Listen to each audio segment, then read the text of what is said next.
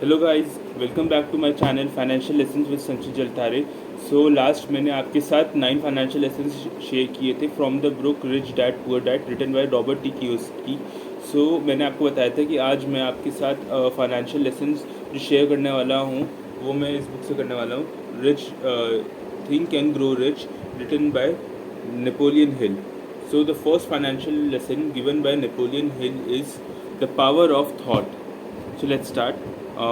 The man who thought his way into partnership with Thomas A. Edison.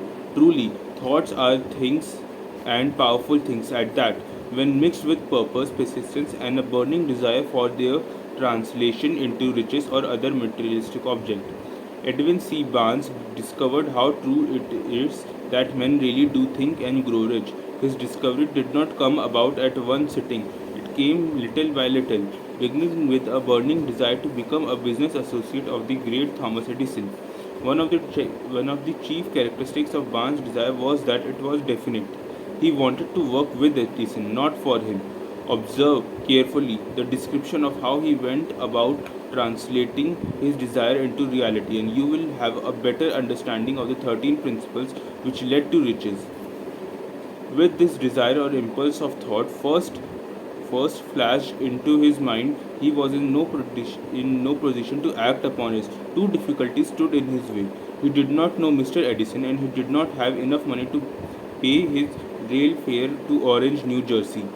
These difficulties were sufficient to have discouraged the majority of people from making any attempt to carry out the desire. But his was no ordinary desire. He was determined to find a way to carry out his desire that he finally decided to travel by blind baggage rather than be defeated.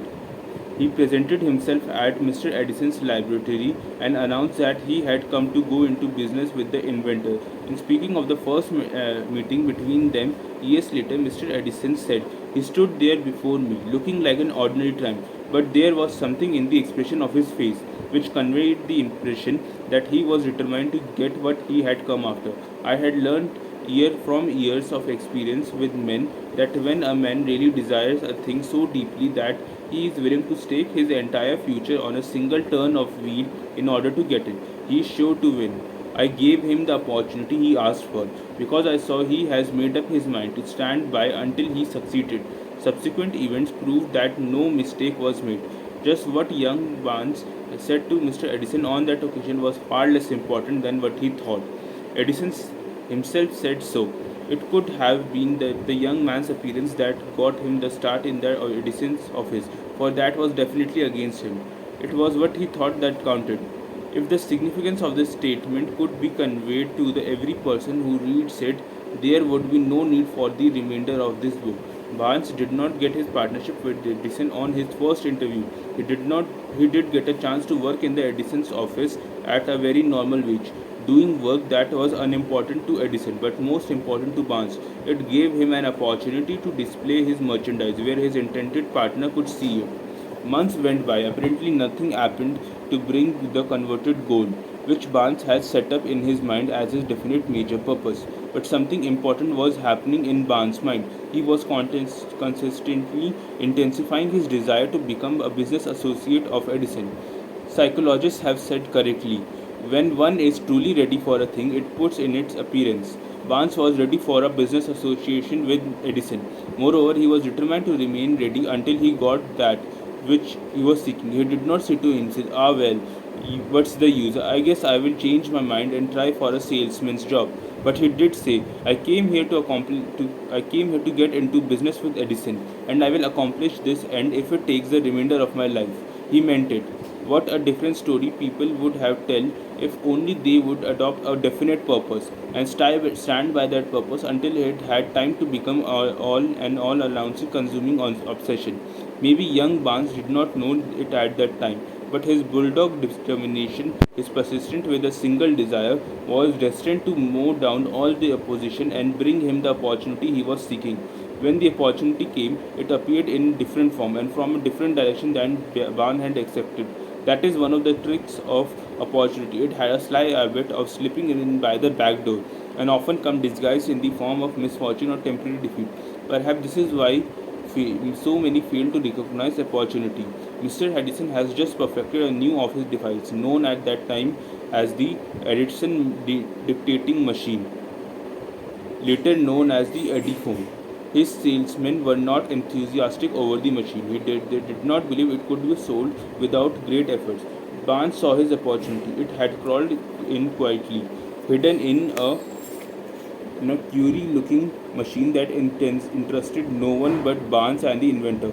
Barnes knew he could sell the dictating machine. He suggested this to Edison and promptly got his chance. He did sell the machine. In fact, he sold it so successfully that Edison gave him a contract to distribute and market it all over the nation. Out of that business, associates grew the slogan made by Edison and installed by Barnes. This business alliance made Barnes rich into money, but he accomplished something infinitely greater. He proved that one really think and grow rich. How much actual cash that actual desire of Barnes was worth to him, I have no way of knowing. Perhaps it bought him $2 or $3 billion.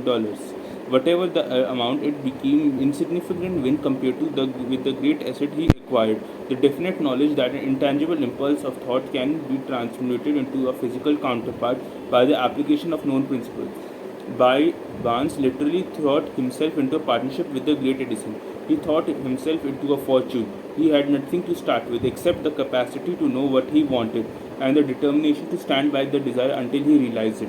He had no money to begin with. He had but little education. He had no influence. But he did have initiative, faith, and the will to win. With these intangible forces, he made himself number one man with the great inventor who ever lived.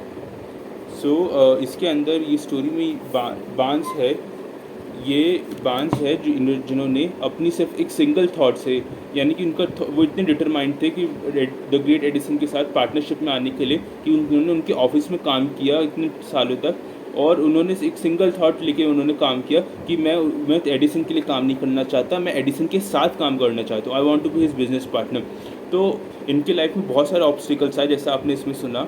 उनको मतलब Edison से मिलने के लिए उनको दूसरी city में जाने के लिए उनके पास पैसे ही नहीं थे, और इसलिए उन्होंने मतलब एक कोई बोगी गाड़ी में मतलब ऐसे छुप के वो लोग किसी तरह निकल गए मतलब. तो इसी तरीके से उन्होंने अपने मतलब ये डिटर्मिनेशन अंदर थॉट प्रोसेस है, इन्होंने ऐसा अपना दिमाग में रखा कि वो एक तरह का ऑब्सेशन बन गया उनके दिमाग में कि उनको पार्टनरशिप में आना है. तो यही इसमें इस चैप्टर में बताने की कोशिश करें कि अगर आप कुछ डिटरमाइन कर ले अपना एक सिंगल थॉट के साथ, मतलब कि मुझे अकॉम्प्लिश करना है, तो फिर आप कर सकते हैं. यही इसमें इस फर्स्ट चैप्टर लेसन में बताने की कोशिश कर रहे हैं, द पावर ऑफ थॉट.